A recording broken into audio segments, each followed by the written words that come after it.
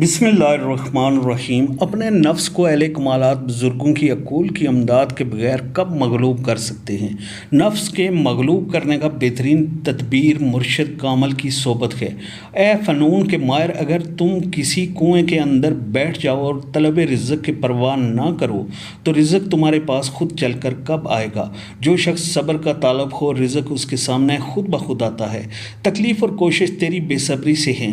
خدا نے تجھے ہاتھ دیے ہیں، کوئی کام کر، کمائی کر اور اس سے کسی دوست کی مدد کر۔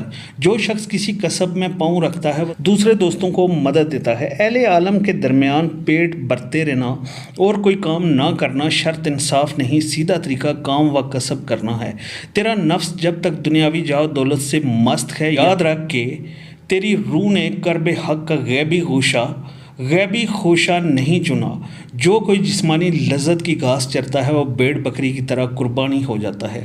جو کوئی حق کے نور کو اپنے اندر جذب کرتا ہے وہ قرآن کی طرح بابرکت بن جاتا ہے۔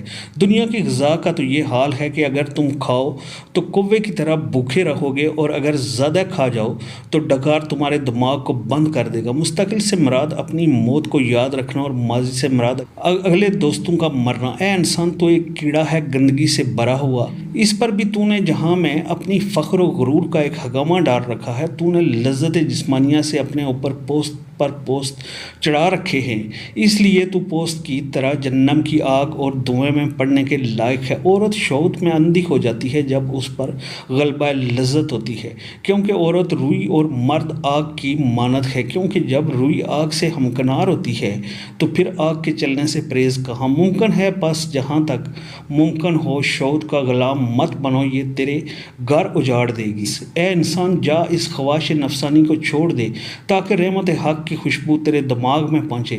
تیرا دماغ خوش پرستی کی ہوس سے خراب ہو رہا، لہذا اب مشک و عنبر اس کے آگے بے قدر ہے۔